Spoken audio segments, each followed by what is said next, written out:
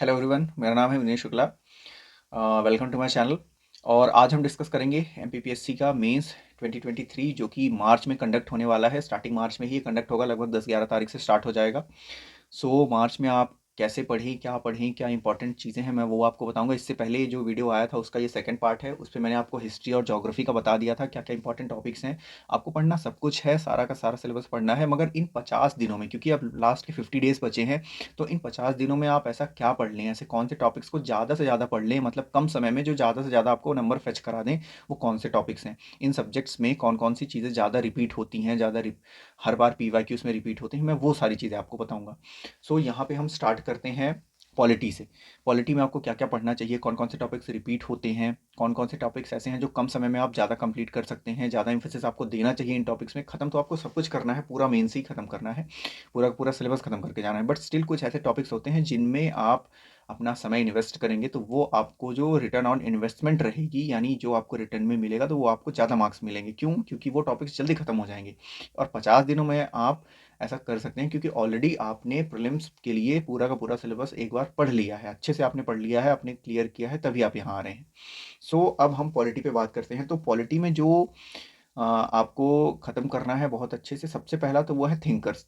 देखिए, thinkers, political thinkers पे, चाहे वो एथिक्स के थिंकर्स हों, है ना, दोनों पे ही मैंने आपको एक चीज़ बताया था। इससे पहले भी मैं वीडियो अपलोड कर चुका हूँ, उस पर आप देख लीजिएगा। बुक लिस्ट का भी मैं वीडियो ऑलरेडी अपलोड कर चुका हूँ, प्लस उसके साथ साथ मेंस की स्ट्रैटेजी का भी कर चुका हूँ। तो उस पे भी मैं ये बार बार आपको बताता रहता हूँ कि थिंकर्स का मतलब ये नहीं होता है कि थिंकर्स की डेट ऑफ बर्थ क्या थी, वो कहाँ पैदा हुए, कब पैदा हुए, कैसे पैदा हुए, प्लस वहाँ पे उन्होंने क्या क्या काम किए, उससे बहुत ज़्यादा मतलब नहीं होता है। होता है नो डाउट, आपको वो फैक्ट्स याद होने चाहिए, बट मेन चीज़ जो आपको याद रखनी है, जो पकड़नी है, वो है उनकी आइडियोलॉजी, उनका काम, उनके वर्किंग प्रिंसिपल्स, उनके थॉट्स, वो क्या थे, वो चीज़ें आपको पकड़नी है। वो चीज़ें सबसे ज़्यादा इंपॉर्टेंट होती है और वही चीज़ें आपके पेपर में पूछी जाती हैं। तो पॉलिटी पे हम बात करते हैं। पॉलिटी पे जो प्रॉपर इनका सिलेबस है, आपको इंडियन पॉलिटी एंड कॉन्स्टिट्यूशन वो ख़त्म करना है, आपको थिंकर्स ख़त्म करने हैं, उसके साथ साथ पॉलिटी में आपको गवर्नेंस अच्छे से ख़त्म करनी है, एडमिनिस्ट्रेशन आपको ख़त्म करना है, उसके साथ साथ सोशोलॉजी वाला पार्ट आपको ख़त्म करना है। सो यहाँ पे अगर आप नोटिस करेंगे कि आपसे ये क्या क्या पूछते हैं, कैसे कैसे पूछते हैं, तो उसमें से जो इंपॉर्टेंट चीज़ें हैं मैं वो आपको बता देता हूँ। जो इजी है, कम समय में आप ज़्यादा जल्दी उसको ख़त्म कर सकते हैं, वो है थिंकर्स। अब थिंकर्स में मैं एक एग्जांपल के थ्रू आपको समझाता हूँ कि जो अभी 2024 जनवरी में 2022 वाला पेपर हुआ था, उस पर इन्होंने एक क्वेश्चन पूछा है 1.11, यानी शॉर्ट आंसर क्वेश्चंस का 11th क्वेश्चन। उसमें इन्होंने पूछा है ideology of Pandit Deendayal Upadhyay, what is its name. इन्होंने ये 3 नंबर पे क्वेश्चन पूछ लिया है, यानी आइडियोलॉजी पंडित दीनदयाल उपाध्याय की क्या थी, उस पे इन्होंने क्वेश्चन पूछ लिया है। अब यहाँ पे ये जो आंसर है, इसमें आप दो तीन चीज़ें लिख सकते हैं उनकी आइडियोलॉजी पे। उन्होंने इंडिजीनियस डेवलपमेंट पे बात की थी, यानी जो आत्मनिर्भर भारत आज हम बात करते हैं, आत्मनिर्भर भारत, इंडिजीनियस डेवलपमेंट, वो पंडित दीनदयाल उपाध्याय ने आज से कई सालों पहले बता दी थी। यानी पंडित दीनदयाल उपाध्याय के जो विजन थे, कितने विजनरी पर्सन थे, आप उससे ये अंदाजा लगा सकते हैं कि उस टाइम पे वो आत्मनिर्भर भारत की बात किया करते थे। टर्मिनोलॉजी जो यूज़ करते थे वो इंडिजिनाइजेशन यूज़ करते थे, इंडिजीनियस यूज़ करते थे, उसका मतलब यही होता है आत्मनिर्भर। तो वो थी उनकी आइडियोलॉजी। दूसरा था इंटीग्रल ह्यूमनिज्म, उस पे वो बात करते थे। तो जो ये क्वेश्चन आपसे पूछ रहा है वो यही पूछ रहा है, इंटीग्रल ह्यूमनिज्म और आत्मनिर्भर भारत, इंडिजीनियज्म। तो indigenous technologies, indigenous techniques, indigenous production, यानी हर चीज़ आत्मनिर्भर, आप खुद से हर चीज़ कीजिए, हर चीज़ में आप दूसरों पर डिपेंडेंट मत रहिए।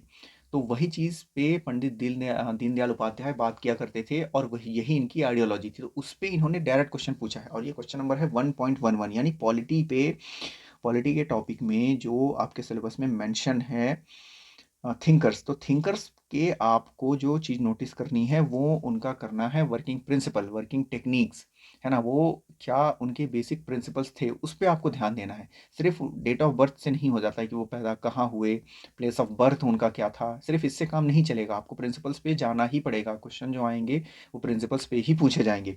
अब आपको मैं एक और क्वेश्चन का एग्जांपल देके समझाता हूँ। क्वेश्चन नंबर 2.7, यानी ये मीडियम साइज के क्वेश्चन का 7th नंबर क्वेश्चन, यानी जो 50 वर्ड्स के क्वेश्चंस होते हैं 5 मार्कर, उस पे से 7th नंबर का क्वेश्चन है। कौटिल्य के अर्थशास्त्र पे आपने आचार्य चाणक्य के बारे में सुना होगा, तो और कौटिल्य के बारे में सुना होगा, तो इन्हीं का जो अर्थशास्त्र था उस पे इन्होंने क्वेश्चन पूछ लिया है। मगर अब यहाँ पे आपको बताना है अर्थशास्त्र के बारे में।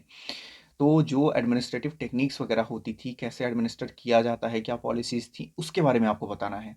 तो कौटिल्य के अर्थशास्त्र पे ये क्वेश्चन पूछे हैं। अब आप PYQs उठाइएगा previous year questions mains के, तो आपको ये चीज़ मिलेगी कि 2019 में, 2020 में, 2017-18 में डायरेक्टली इन्होंने कौटिल्य पे, डायरेक्टली इन्होंने आचार्य चाणक्य पे, उनकी अर्थशास्त्र पे सीधे इन्होंने क्वेश्चन पूछा है, डायरेक्टली वहाँ से क्वेश्चन पूछा है। यानी ये क्वेश्चन ऑलरेडी रिपीटेटिव है, ये क्वेश्चन ऑलरेडी रिपीट हुआ है, ये पहले इन्होंने पूछा है इस क्वेश्चन को। तो इससे ये बहुत अच्छे से क्लियर हो जाता है कि प्रीवियस ईयर क्वेश्चन कितने इंपॉर्टेंट हो जाते हैं आपके लिए। आप सेम यही क्वेश्चन आपको पिछले प्रीवियस ईयर के क्वेश्चन में मिल जाएगा। आप उठाइएगा पेपर, आप वहाँ देख लीजिएगा, उसके बाद आप वेरीफाई कर लीजिएगा कि हाँ जो मैं बोल रहा हूँ सही बोल रहा हूँ या गलत बोल रहा हूँ। तो प्रीवियस ईयर क्वेश्चन आप बहुत अच्छे से करके जाइएगा, वो बहुत इंपॉर्टेंट है। हो सकता है आपको क्वेश्चन डायरेक्टली रिपीट हो जाए, अगर नहीं भी रिपीट हुआ तो टॉपिक तो रिपीट हो ही जाएगा, 100% रिपीट हो जाएगा। 5 से 7 साल के पेपर आप जरूर करके जाइएगा।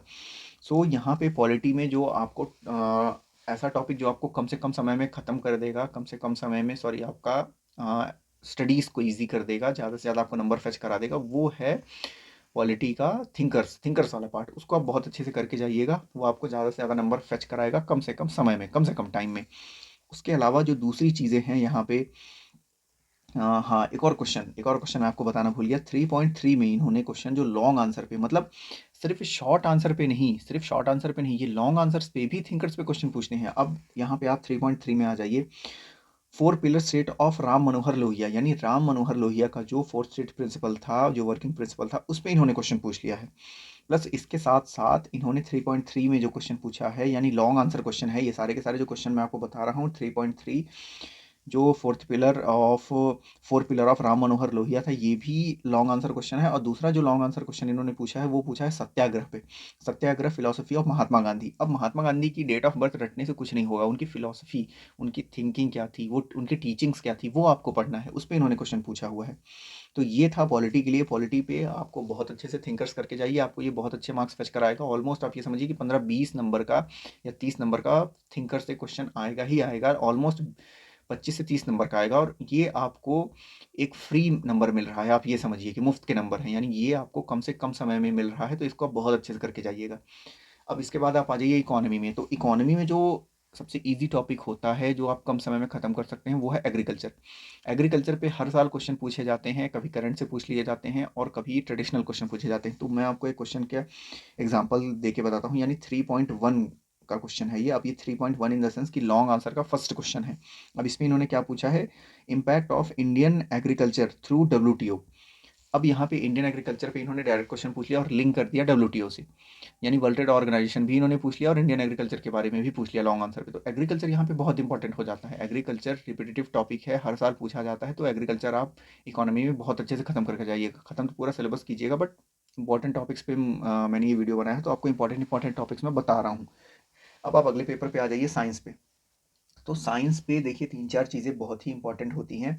3-4 ऐसे टॉपिक्स होते हैं जो कि बहुत इंपॉर्टेंट होते हैं, और अगर आप उनको लेके चलते हैं, उनको ख़त्म करते हैं, तो आपको अच्छे खासे नंबर मिल जाते हैं। अब साइंस में जो बेसिक साइंस है वो थोड़ी लेंदी होती है, फिजिक्स केमिस्ट्री बायो टेक वगैरह, मगर उसमें 2-3 चीज़ें ऐसी होती हैं जो कि थोड़ी इजी होती हैं, कम समय में आप उसको ख़त्म कर सकते हैं।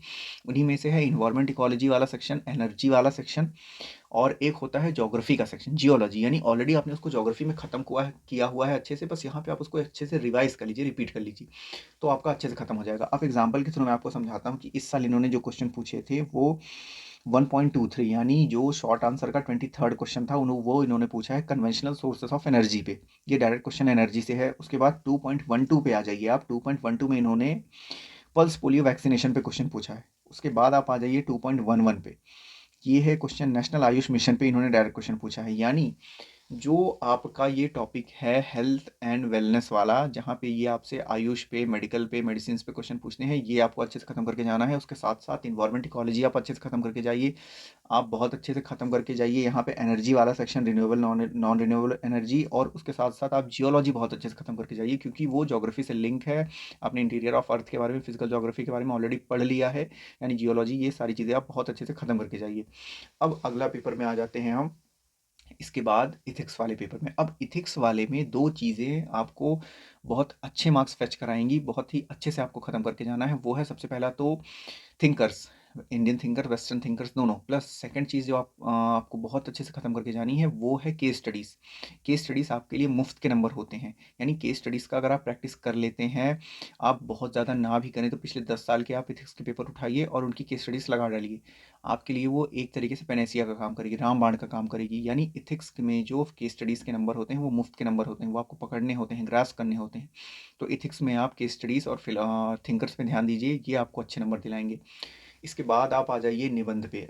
निबंध पे बहुत सारे लोगों ने कमेंट भी किया था बुक्स पे। मैं लास्ट टाइम निबंध पे बुक्स नहीं बता पाया था। देखिए, ऐसे निबंध की कोई बुक नहीं होती है, क्योंकि आप history, geography, polity, economy, art and culture, ये सारी चीज़ें जो पढ़ते हैं, इसी में वुमेन्स एम्पावरमेंट हो गया, वुमेन्स पे जो राइट्स हो गए, उसके साथ साथ जो इन्वायरमेंट इकोलॉजी हो गया, टेक्नोलॉजी हो गया, और इसके साथ साथ आर्ट एंड कल्चर हो गया, इसी पे निबंध पूछा जाता है बेसिकली। और ये निबंध अगर आप किताबों के थ्रू पढ़ना चाहते हैं तो एक बुक आती है निबंध मंजूषा, उससे आप पढ़ सकते हैं।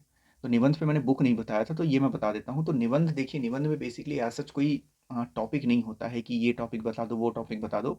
हाँ, 3-4 चीज़ें आप अगर आप पॉइंट आउट कर लें कि हाँ, वुमेन्स पे आपको एक ऐसे अपने से प्रिपेयर करके लेके जाइए, उसके साथ साथ इन्वायरमेंट पे आप प्रिपेयर करके लेके जाइए, उसके साथ साथ आप आर्ट एंड कल्चर पे प्रिपेयर करके लेके जाइए, उसके साथ साथ आप टेक्नोलॉजी पे, ये 4 चीज़ें अगर आप पकड़ के चलते हैं तो इनमें से डेफिनेटली कोई एक टॉपिक आपको मिल जाएगा वहाँ पेपर में। अब जैसे अभी चंद्रयान मिशन लॉन्च हुआ था, आदित्य L1 सूर्य मिशन लॉन्च हुआ था, तो इन दोनों पे आप डेफिनेटली एक्सपेक्ट कर सकते हैं कि टेक्नोलॉजी पे आपसे क्वेश्चन, या स्पेस मिशन पे क्वेश्चन, आपसे अंतरिक्ष पे क्वेश्चन पूछ लिया जाएगा निबंध में। तो आप इस पे, टेक्नोलॉजी पे, अगर ये करंट के टॉपिक्स पे तैयार करके लेके जाएंगे तो इससे रिलेटेड कोई ना कोई टॉपिक आपको आ जाएगा और उस पर आप अच्छा एक निबंध लिख के आ सकते हैं, तो वो आपको अच्छे नंबर फेच करा देगा। प्लस इसके अलावा जो एक पेपर बचता है हिंदी भाषा, तो हिंदी भाषा में तो देखिए कुछ भी चीज़ छोड़ी नहीं जा सकती, सारी की सारी चीज़ें बहुत इंपॉर्टेंट है, चाहे वो हिंदी टू इंग्लिश कन्वर्जन हो, ट्रांसलेशन हो, या इंग्लिश टू हिंदी ट्रांसलेशन हो, चाहे वो व्याकरण हो, चाहे वो आपका प्रशासनिक शब्दावली हो। तो ये सारी चीज़ें इंपॉर्टेंट है, हिंदी में आप कुछ भी छोड़ नहीं सकते, ईजी है, हिंदी इतना डिफिकल्ट नहीं है, 200 नंबर का पेपर होता है। अब यहाँ पे मैं 2 चीज़ें आपको बताने वाला हूँ बहुत ही इंपॉर्टेंट। जो मेंस का पेपर होता है आपका, जीएस का पेपर्स, तो जीएस के पेपर्स होते हैं 300 नंबर के 3 पेपर, यानी 900 नंबर का। तो 900 नंबर का जो आपका पेपर होता है, वहाँ आप 50% से ज़्यादा स्कोर नहीं कर पाएंगे। क्यों? क्योंकि बहुत वास्ट होता है वो, बहुत सारा सिलेबस होता है, बहुत चीज़ें आप वहाँ नहीं ख़त्म कर पाएंगे। पिछली वीडियो में जो मैंने आप थंबनेल लगाया हुआ था कि 350 नंबर आप इथिक्स, इंटेग्रिटी, एप्टीट्यूड वाला पार्ट, प्लस निबंध वाला पार्ट, प्लस आपका हिंदी भाषा वाला पार्ट, इनको मिला के 350, प्लस अगर यहाँ पे आप 50% नंबर स्कोर कर रहे हैं, इन दोनों को अगर आप मिला दें तो 850 नंबर होते हैं। यानी मेंस के लिए आप ये समझ के चलिए कि ये जो 2 चीज़ें मैं आपको बता रहा हूँ, एक सेक्शन आप पकड़ के चलिए, कौन सा? निबंध, इथिक्स और हिंदी भाषा, और एक साइड आप पूरे के पूरे यहाँ पे जीएस के पेपर्स पकड़ के चलिए। मतलब पेपर 1 उसके 2 पार्ट हैं, हिस्ट्री और ज्योग्राफी। फिर उसके बाद आप आ जाइए सेकंड वाले पार्ट पे, पेपर 2 पे, वहाँ पे आपको पॉलिटी भी मिलेगी, इकोनॉमी भी मिलेगी, सोशोलॉजी भी मिलेगी, और वहाँ पे गवर्नेंस भी मिलेगा, एडमिनिस्ट्रेशन भी मिलेगा। फिर आप पेपर 3 में आ जाइए, वहाँ पे आपको basic science, physics, chemistry, bio भी मिलेगी, आपको इन्वायरमेंट इकोलॉजी भी मिलेगी, आपको वहाँ पे एनर्जी, रिन्यूएबल एनर्जी भी मिलेगी, आपको वहाँ पे मैथ्स भी मिलेगी। मतलब इतनी सारी चीज़ें जब आप खत्म करेंगे तब आपके टोटल होते हैं 900 नंबर, और उन 900 नंबर में बहुत ही मुश्किल है, आप जितना भी पुश करेंगे अपने आप को, जितनी भी ताकत लगाएंगे, जितना भी आप रिवाइज करके जाएंगे, आप 500 से ज़्यादा वहाँ पे नंबर स्कोर नहीं कर पाएंगे। क्यों? क्योंकि टॉपिक बहुत सारे हैं, बहुत वास्ट हैं, बट आपको ऐसे 3 पेपर हैं जो आपको बहुत नंबर फेच करा देंगे, आपको बहुत मार्क्स दिला देंगे। यानी ये 3 पेपर आपके होते हैं 500 नंबर की, बेसिकली 500 मार्क्स के। कैसे? 200 नंबर का आपका हो गया इथिक्स, 200 नंबर का आपकी हिंदी भाषा, और 100 नंबर का निबंध, यानी 500 नंबर। अब इन 500 नंबर में आप 350 प्लस स्कोर कर सकते हैं। यानी आप इसको, इन 3 को मिला दीजिए, और इधर के ये बहुत सारे सब्जेक्ट, यानी यहाँ पे history, geography, polity, economy, Madhya Pradesh, सब कुछ मिला दीजिए, तब जाके आप 500 नंबर स्कोर करेंगे। यानी आप ये समझ के चलिए कि पूरे साल भर की इन्वेस्टमेंट यहाँ पे, और यहाँ पे सिर्फ 2 से 3 महीने की इन्वेस्टमेंट पे आपको 350 नंबर मिल रहे हैं। तो यहाँ पे आप बहुत ज़्यादा फोकस करिए, यानी यहाँ पे आप 350 से हो सकता है कि 400 में भी चले जाएं, यानी इन 3 सब्जेक्ट पे। ये 3 सब्जेक्ट हैं इथिक्स, बहुत जल्दी ख़त्म हो जाता है, ये बहुत ज़्यादा टाइम नहीं लगता है। दूसरा है निबंध, 100 नंबर का आता है, बहुत इंपॉर्टेंट है, ख़त्म करके जाइए। प्लस हिंदी भाषा, हिंदी भाषा को लोग छोड़ देते हैं, आप मत छोड़िए, इस ऐसी गलती मत कीजिएगा। आप इन 3 सब्जेक्ट पे बहुत अच्छे से अपना ग्रास्प करके जाइए, बहुत अच्छे से इसको पकड़ के चलिए, बहुत ही अच्छे से इनको प्रैक्टिस करिए आप। इनको भी करिए, ऐसा नहीं है कि इनको छोड़ दीजिए आप, छोड़ तो कुछ सकते ही नहीं आप। मेंस में आप कुछ भी चीज़ें स्किप नहीं कर सकते, आपके पास ऑप्शन ही नहीं होता है ऐसा। बट अगर जो बात होती है सीबीए की, कॉस्ट बेनिफिट एनालिसिस, मैंने आपको इससे पहले भी प्रीलिम्स का वीडियो बनाया है, उस पे मैंने बहुत अच्छे से मैंने एनालाइज करके दिया है। आपने प्रीवियस वीडियोस देखिएगा शुरू से, स्टार्टिंग से जो मैंने पहले वीडियोस बनाए हैं, पहले दूसरे तीसरे लगभग 5 वीडियोस, वो प्रीलिम्स पे बेस्ड हैं। और वो 5 के पाँचों वीडियोस में मैंने बहुत अच्छे से प्रीलिम्स के आपके लगभग 3-4 साल के पेपर्स को एनालाइज किया है, एक एक टॉपिक उठा के बताया है वहाँ पे। ठीक उसी प्रकार से मैं आपको बता रहा हूँ कि मेंस में जो होता है, हर चीज़ आप हिस्ट्री, ज्योग्राफी, पॉलिटी, मतलब साल भर आप इनको पढ़ने में पीछे पड़े रहते हैं, मगर आप इनमें ज़्यादा नंबर स्कोर नहीं कर पाते हैं और पूरा का पूरा आपका मेंस खराब हो जाता है। बट अगर आप इन 3 सब्जेक्ट पे, इस बार जो मैं आपको बता रहा हूँ, इन 3 सब्जेक्ट पे अपनी अच्छी पकड़ बना के चले जाते हैं, तो डेफिनेटली आप फ्लाइंग कलर्स के साथ आएंगे। और आपको जो मैंने बताया है अपने थंबनेल पे, पिछली वीडियो पे मेंशन किया था 900 प्लस नंबर्स, तो वो 900 प्लस नंबर ऐसे ही आएंगे इन दोनों के कॉम्बिनेशन से। यानी यहाँ पे आप 350 प्लस स्कोर करेंगे इन 3 सब्जेक्ट से। किससे किससे? इथिक्स से 200 नंबर का पेपर आएगा, हिंदी भाषा से 200 नंबर का पेपर आएगा, और एक 100 नंबर का पेपर आएगा आपके निबंध से। तो इन तीनों को आप कंबाइन कर देंगे तो आपको 350 प्लस नंबर मिलेंगे, यानी 350 नंबर से ज़्यादा नंबर। और यहाँ पे आप 500 स्कोर कर लीजिए, तो 5 3 8 यानी 350, तो 850 नंबर आपके यहाँ पे फिक्स बन रहे हैं बहुत अच्छे से। अब ये प्लस हो सकता है कैसे? आप यहाँ पे अगर आप अपने आप को पुश कर लें और ज़्यादा, यानी इथिक्स पे और हिंदी भाषा पे और निबंध पे, तो यहाँ पे आप बहुत ज़्यादा अच्छे से मेहनत करके जाइए। पिछले 10 साल के पेपर आप सॉल्व कर डालिए ना, क्या प्रॉब्लम है यार? 50 दिन बचे हैं अभी, 50 दिन बहुत होते हैं। आप 8 घंटे की जगह 12 घंटे पढ़िए, 12 की जगह 15 घंटे पढ़िए। भैया 15 घंटा पढ़ जाओगे तो कुछ हो नहीं जाएगा, आपका प्रॉफिट ही होगा। पढ़ने के लिए ही तो हो ना, प्रॉब्लम क्या है? पढ़ लीजिए, क्यों छोड़ना है? 50 दिन ही है ना, 50 दिन बचे हैं, बहुत होते हैं। 50 डेज एक एस्पिरेंट के लिए, एक ढंग का एस्पिरेंट एस्पिरेंट जो होता है, बहुत अच्छा एस्पिरेंट होता है वो, उसके लिए 50 दिन एक अपॉर्चुनिटी की तरह होती है। और ये 50 डेज आप इन 3 सब्जेक्ट को आधा समय दीजिए और इनको आप आधा समय दीजिए, फिर आप फ़र्क देखेंगे आपके मेंस के कॉपी में आपको दिखेगा वो, कि आप इस साल इंटरव्यू देने जा रहे हैं और अच्छे नंबर से। जब आप इंटरव्यू दे लेंगे, फाइनल रिजल्ट आ जाएगा, जब आपको नंबर बताए जाएंगे, तब आप देखिएगा कि ये 3 पेपर आपके निबंध, हिंदी भाषा और आपका इथिक्स, ये तीनों पेपर ने आपका पूरा का पूरा मेंस बहुत अच्छे से, बहुत फ्लाइंग कलर्स के साथ क्वालिफाई करवा के दिखाया है। तो यही वीडियो था आपका टॉपिक्स पे, कि कैसे कम समय में ज़्यादा से ज़्यादा जो टॉपिक्स ख़त्म कर लें, कवर कर लें, नंबर दिला दें। तो इस पे मैंने ये वीडियो बनाया है। बाकी वीडियो कैसा लगा? आपको पसंद आया हो तो लाइक कीजिएगा, चैनल को सब्सक्राइब कीजिएगा। बाकी टेलीग्राम एक ग्रुप बनाया है मैंने और उसको पोस्ट कर दिया है, इसी पे देख लीजिएगा।